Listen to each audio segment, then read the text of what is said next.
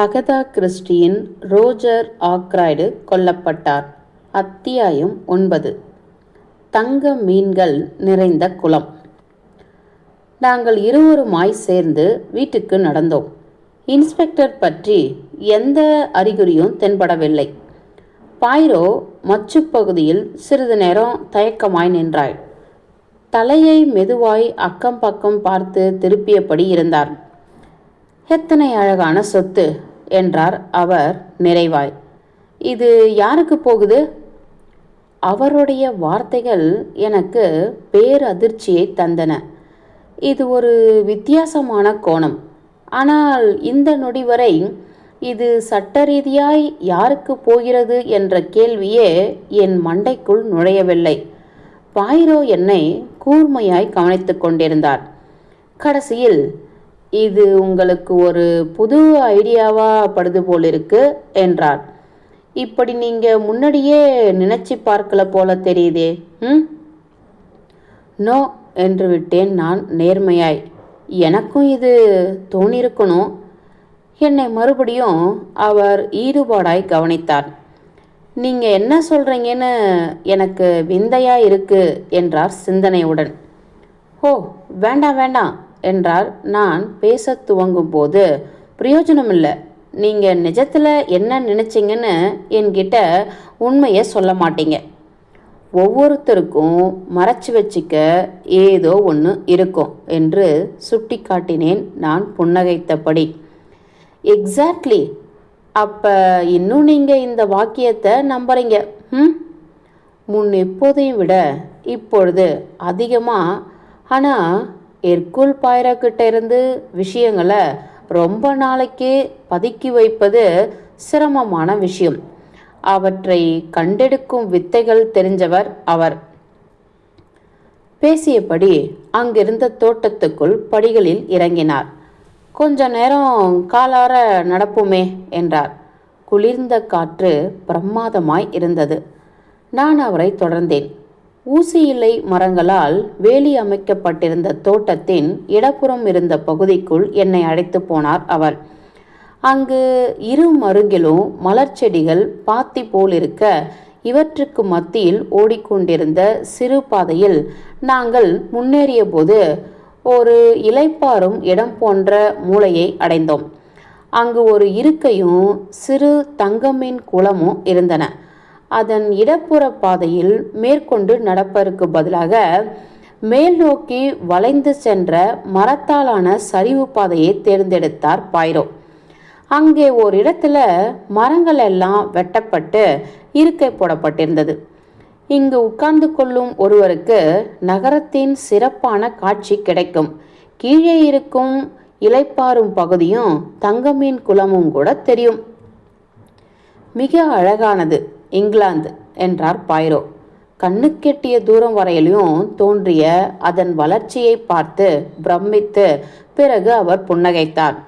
அதே போலதான் ஆங்கில பெண்களும். இதை தனிந்த குரலில் சொன்ன அவர், ஃப்ரெண்ட் என்று என்னை ரகசியமாக்கி, கீழே தெரியும் அழகிய ஓவியத்தை பாருங்க என்றார். இதற்கு பிறகுதான் அங்கு ஃப்ளோரா இருப்பதையே நான் கவனித்தேன். நாங்கள் இப்பொழுது விட்டுவிட்டு நகர்ந்து வந்திருந்த பகுதியில் ஏதோ ஒரு பாட்டின் சிறு துண்டினை முணுமுணுத்தபடி அளந்து கொண்டிருந்தாள் அவள். அவளுடைய அடிகள் நடப்பதை விட நடனத்தையே அதிகம் ஒத்திருந்தன. துக்கத்திற்கு உடுத்த வேண்டிய கருப்பு உடையை தாண்டி அவளுடைய முழு இயக்கத்திலும் குஷியை தவிர வேறு எதுவும் இல்லை. ஒரு நிலையில் அவளுடைய நடன நடையை அவள் சட்டென நிறுத்த பொங்கியிருந்த அவளது கருப்பு கவுன் அப்படியே குவிந்து அடங்கியது. அதே கணத்தில் தன்னுடைய தலையை பின்னுக்கு தள்ளி வானத்தை பார்த்த அவள் படபடவென வெளிப்படையாய் சிரித்தாள்.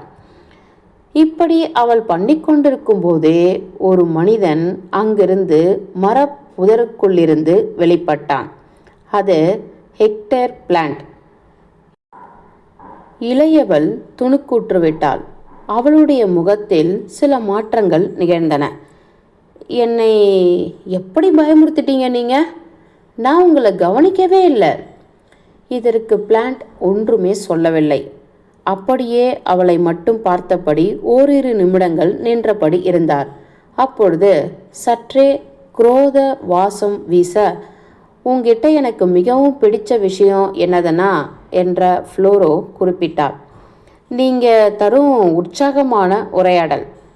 இதற்கு மலமளவென்று தன்னுடைய தாடை முழுவதும் பிளான்ட் சிகப்பானதை நான் கவனித்தேன். பேசிய அவரது குரல் இப்பொழுது வித்தியாசப்பட்டிருந்தது. விளக்க ஒண்ணா பவ்யம் அதில் இருந்தது. பேசுவதற்கு உகந்த மனுஷனா நான் எப்பயுமே இருந்ததில்லை. அதை நீ சுட்டி காட்டுறியா என்றார். சின்ன வயசுலிருந்தே நான் இப்படித்தான். அதெல்லாம் நடந்து முடிஞ்சு பல வருஷம் ஆகியிருக்கணுமே என்றார் ஃப்ளோரோ ஆழ்ந்து. அவளது குரலில் தொனித்திருந்த நகைப்பினை என்னால் இனம் பிரித்து அறிய முடிந்தது. ஆனால் அதை பிளான்ட் பிரித்தறிந்தார் என்று எனக்கு தோன்றவில்லை. எஸ் என்றார் சாதாரணமாக அவர். அப்படித்தான். பிறகு பிளான்ட் சில நிமிடங்களுக்கு எதுவுமே சொல்லவில்லை. பிறகு ஃப்ளோராவிடமிருந்து பார்வையை விலக்கி தூர பிரதேசத்தை பார்த்த அவர் அங்கிருந்த ஒரு பெரிய மரத்தின் தடிமனான தண்டு பகுதியை பார்த்து கொண்டே, அவர் ஆப்பிரிக்கா கிளம்பி போக வேண்டிய காலம் நெருங்கிவிட்டது என்பதை எடுத்துரைத்தார்.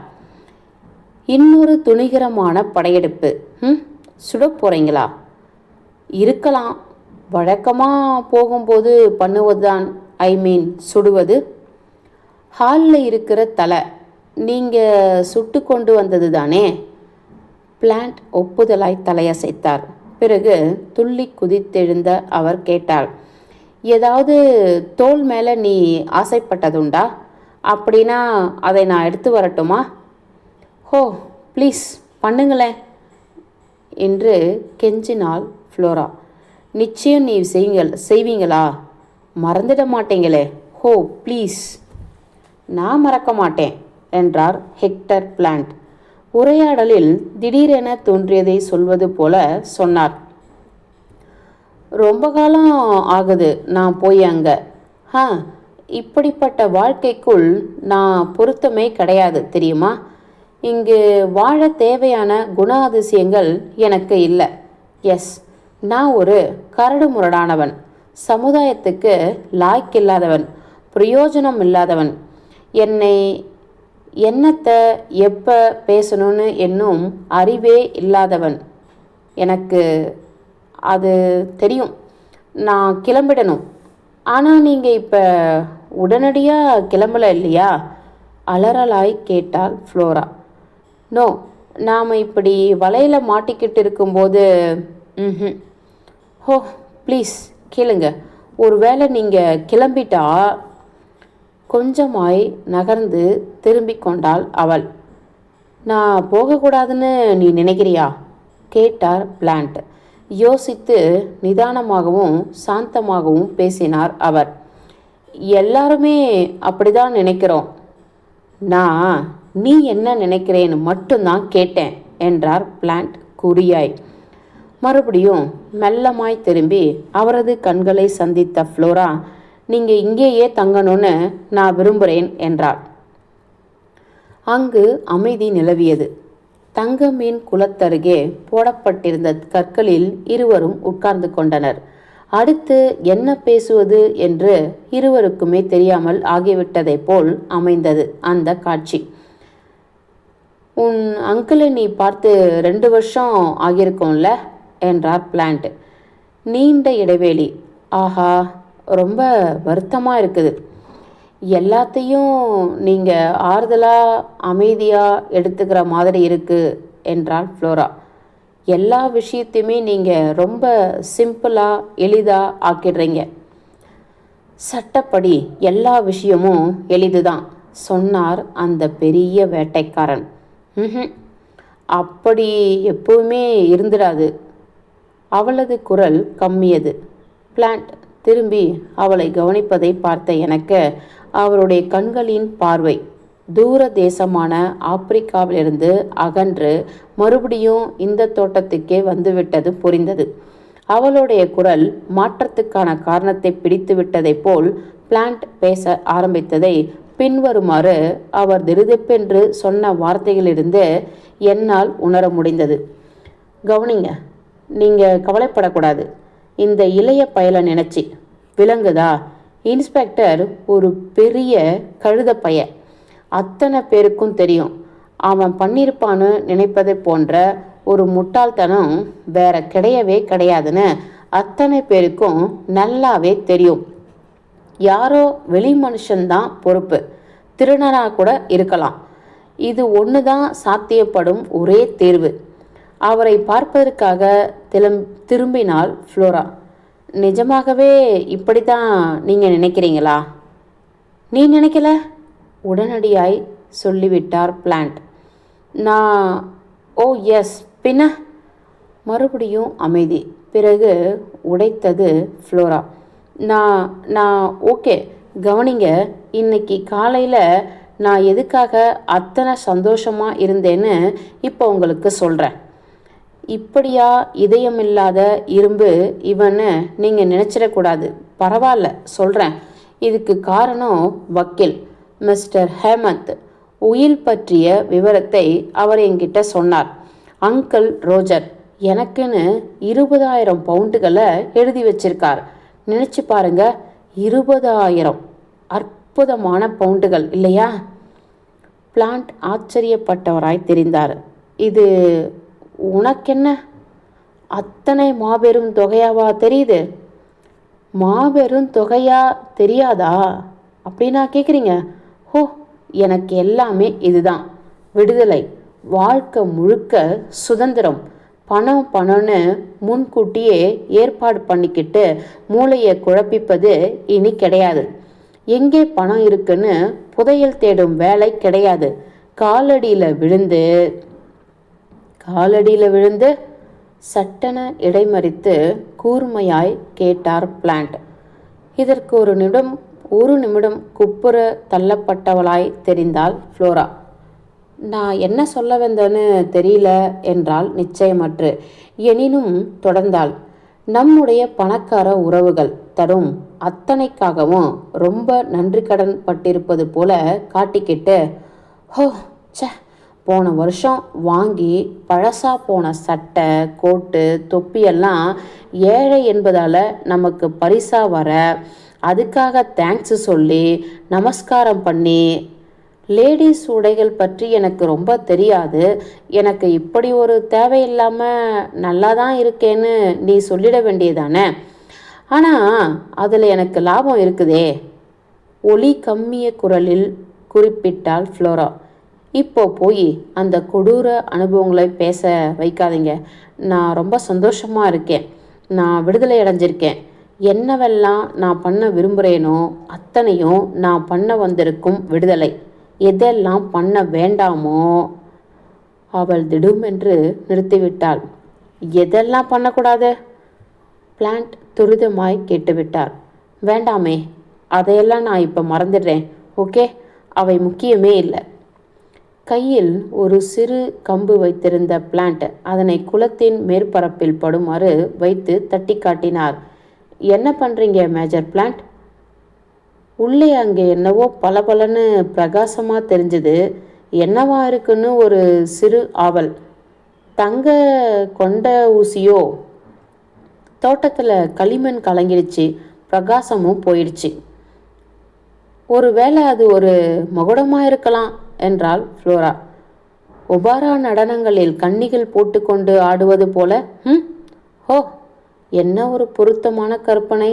ஒபாரா நடனங்கள் ரொம்ப பிடிக்குமோ? கூர்மையாக கவனிச்சிருக்கீங்க.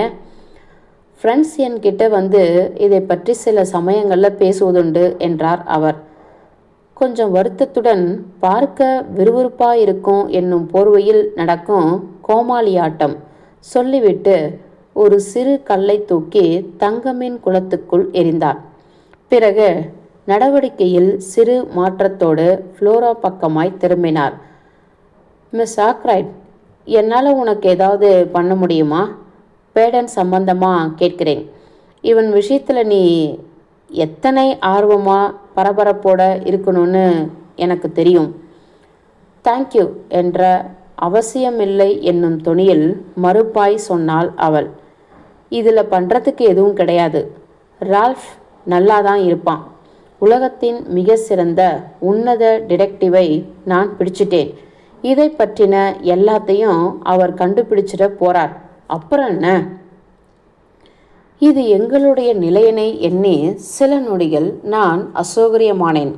கீழே இருக்கும் இருவரும் நிமிர்ந்தால் எங்கள் இருவரையும் விமர்சையா பார்க்கலாம் என்பதால நாங்கள் ஒன்றும் இங்கு ஒளிந்திருக்கும் ஒட்டு கேட்டு கொண்டிருக்கவில்லை என்பதையும் நிஜமே. இருந்தாலும் நாங்கள் இங்கு இருப்பதை குறித்து அவர்களிடம் சொல்லி நான் முன்னமே அவர்களது கவனத்தை இழுத்திருக்க வேண்டும்.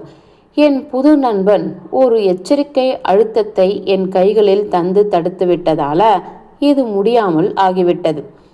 இப்படி செய்ததன் மூலம் நான் அமைதியாகவே இருக்க வேண்டும் என்னும் அவரது விருப்பத்தை தெரிவித்துவிட்டார்.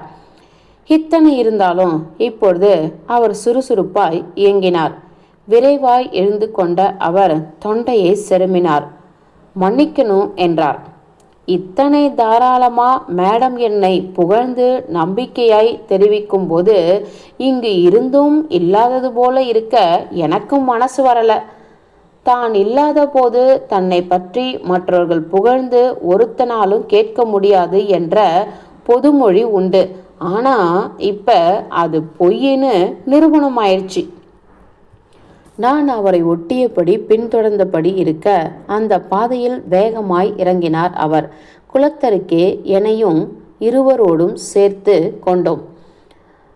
இது மிஸ்டர் பாய்ரோ என்றார் ஃப்ளோரா. இவரை பற்றி நீங்கள் கேள்விப்பட்டிருக்கணுமே. பாய்ரோ பவ்யமாய் தலைவணங்கி வணக்கம் சொன்னார். மேஜர் பிளான்டின் தொழில் கீர்த்தி பற்றி எனக்கு தெரியும் என்றார் சாந்தமாய். உங்களை சந்தித்ததில் எனக்கு ரொம்ப மகிழ்ச்சி சார். நான் உங்களால் தர முடியும் என்ற ஒரு தகவலை வேண்டி நிற்கிறேன். விசாரிக்கும் பார்வையை பிளான்டின் மீது செலுத்தினார் அவர். நீங்கள் மிஸ்டர் ஆக்ராடை கடைசியாக எப்போ பார்த்தீங்க? டின்னரில் வச்சு. நீங்கள் அப்புறமா அவரை பார்க்கலையா? அவர் பேசி கேட்கலையா? பார்க்கல. அவர் குரலை கேட்டேன். எப்படி நடந்தது இது? நான் டெரஸில் சிறு நடை நடந்துட்டு இருந்தேன்.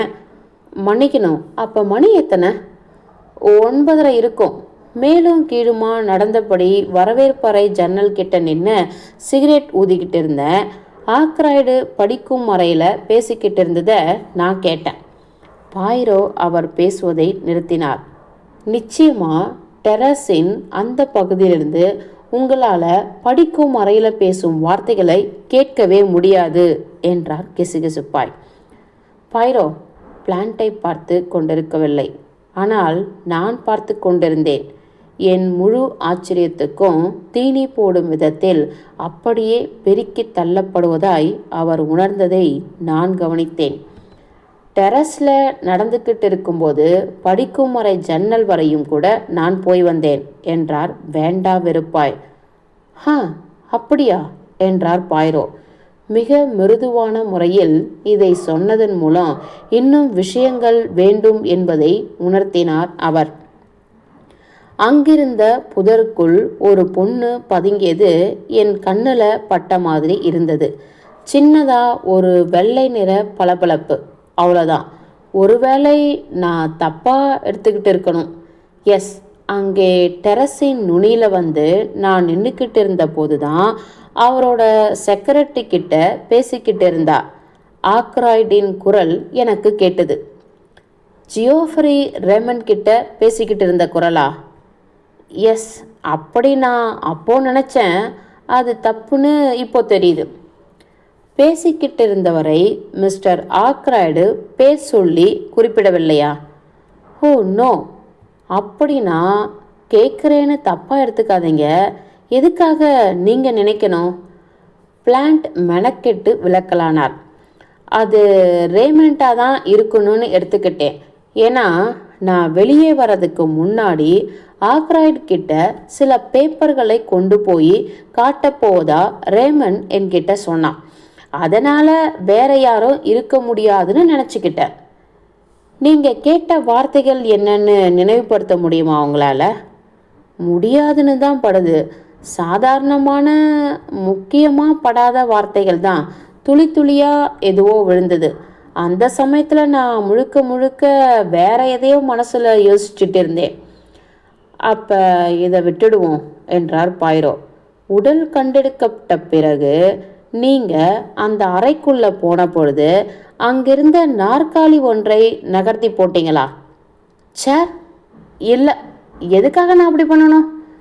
பாயிரோ தோள்களை குலுக்கி தெரியாதே என்று உணர்த்தினாரே ஒழிய பதில் தரவில்லை. உங்ககிட்ட இருந்தும் ஒரு விஷயத்தை நான் தெரிஞ்சிக்க விரும்புகிறேன் மேடம். டாக்டர் ஷெப்பர்டுடன் சேர்ந்து சில்வர் டேபிள் சமாச்சாரங்கள் நீங்கள் பறிச்சிக்கும் போது அதில் அந்த பிச்சுவா கத்தி இருந்ததா இல்லையா? ஃப்ளோராவின் முகவாய் பற்றி கொண்டது. இதையே தான் அந்த இன்ஸ்பெக்டர் ரக்லானும் கேட்டது என்றால் விரோதமாய். அப்போ அவர்கிட்ட சொன்னேன். இப்போ உங்ககிட்ட அந்த கத்தி அங்கே இல்லை என்பதில் நான் படு நிச்சயமாக இருக்கேன். அது அங்கே தான் இருந்தது என்றும் சாயங்காலத்துக்கு மேலே அதை ரால்ஃப் திருடி எடுத்துக்கிட்டான் என்றும் அவர் நினைக்கிறார். மேலும் அவர் என்னை நம்புறதா இல்லை. இப்படி நான் சொல்வதற்கு காரணமே ரால்ஃபை பொத்தி காப்பாற்றதான்னு அவர் நினைக்கிறார். அப்போ நீங்கள் அப்படி பண்ணலை என்றேன் நான் ஆழமாய். ஃப்ளோரா காலை பூமியில் எத்தினாள். நீங்களுமா டாக்டர் ஷெப்பர்ட்? ஹோ, இது படு மோசம். பாயிரோ சமயோஜிதமாய் ஒரு மாற்றத்தை உண்டு பண்ணிவிட்டார். நீங்கள் பேசி நான் சற்று முன் கேட்டது நிஜம்தான் மேஜர் பிளான்ட். குளத்துக்குள்ள என்னவோ மினுமினுக்குது. எஸ், என்னால் அதை நெருங்க முடியுதான்னு பார்ப்போம். குளத்தருகே முட்டி போட்டு உட்கார்ந்து கொண்ட அவர் வலக்கை முட்டியை வலக்கால் முட்டி மேல் பதித்தபடி கையை மட்டும் மெதுவாக குளத்து நீரை கலக்கி விடாமல் ஜாக்கிரதையாக நீருக்குள் நுழைத்தார். ஆனால் அவர் எடுத்துக்கொண்ட இத்தனை முன்னெச்சரிக்கை நடவடிக்கைகளையும் மீறி நீர் சுழன்றது, கலங்கிவிட்டது. வெறும் கையை அவர் வெளியே எடுக்கும்படி ஆனது. கை முழுவதும் அப்பியிருந்த களிமண்ணை முறைத்து பார்த்து துடைத்து கொள்ள நான் கொடுத்த கைக்குட்டையை பல நன்றிகளுக்கு பிறகு வாங்கி கொண்டார். பிளான்ட் அப்பொழுது அவருடைய கைகடிகாரத்தை பார்த்து கொண்டிருந்தார். லஞ்ச் டைம் ஆகிடுச்சு என்றவர் வீட்டுக்கு போகலான்னு நினைக்கிறேன் என்றார்.